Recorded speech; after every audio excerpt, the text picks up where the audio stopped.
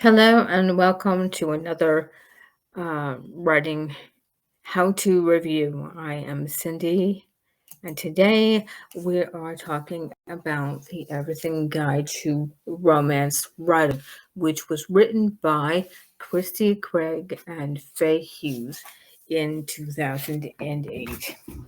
Um, the book is ranked 255 in romance writing fiction reference on Amazon, and it has a publication date of September 17, 2008. It is 320 pages in length. In the book, the authors give several of the top reasons to write a romance story, beginning with you believe in the happily ever after story, or the romance novel is your favorite kind of story as a reader of fiction. If you are unknown as an author, the romance genre can be a little more forgiving and it's often the easiest first sale. I'm in the story development stage of my first romance novel, so I'm taking the word of those who have been previously published on this. But it has been said too that romance readers are often more loyal and will follow an author of romance to a new genre. As a reader, I can attest to that. There are more romance stories published in other genres, as a simple walkthrough of most supermarkets will demonstrate. Chapter 1 discusses why romance should be written. Chapter 2 goes into detail about the romance genre in general.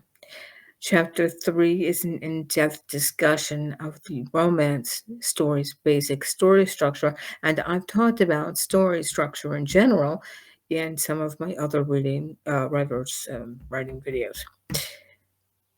In Chapter 4, the authors talk about the romance category in general, the advantages, the disadvantages, as well as potential earnings. Chapter 5 discusses the mechanics of writing romance, as do 6 and 7. In Chapter 8, they discuss the plot line for the romance novel. Chapter 9 is all about the opening and getting that first 5 pages right, because that can make a difference between whether or not your book is purchased and whether or not you've got your reader hooked. And that actually holds true for any of the genres, though. The first 5 pages and the first chapter is all important. Chapter 10 is on character development. Chapter 11 talks about the internal and external conflicts and introduces romantic conflict. Gotta have the right balance, the right tension of all of those 3 factors in order for it to really coalesce and grab and hold your readers. In chapter 12, the author describes the point of view and what that looks like in a romance story, how to choose a POV character, and how to properly change the point of view character in a romance story as needed. The book goes into settings in chapter 13, and in 14, the authors talk about dialogue and why it is not necessarily conversation. And it's not conversation in the traditional sense of picking up a phone and having a conversation that goes back and forth in any particular order. A lot of times, the characters in the story sort of talk to make known certain things, to bring it out, to make it more robust. It's not necessarily real conversation, although it sounds like real conversation. And like real life, it's not always conversation in the sense it has to be very linear. Sometimes when you're talking to someone back and forth, someone might ask you how you are, and your answer isn't really like, how am I? It's really something that runs a little bit parallel. And I'll talk about that in a later video on writing. When I talk about dialogue, I've done dialogue, and I'll add to that later on. The authors in chapter 15 talk about how and when to use the more intimate scenes of a story. How steamy does the thing have to be, or whether it should be one of the sweet novels that has really, it's very, well, it treads gently in that area.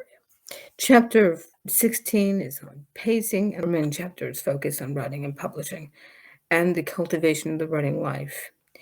In short, this is a complete how-to romance fiction writing and publishing.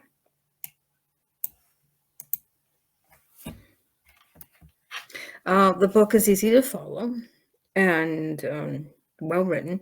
It's kind of like having the authors do a one-on-one tutor session, which is a refreshing change.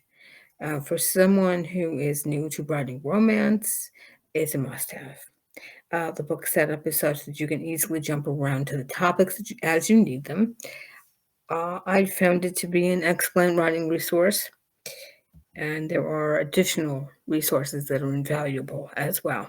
Very helpful, and I gave it 4.5 stars. So that's all I have for now.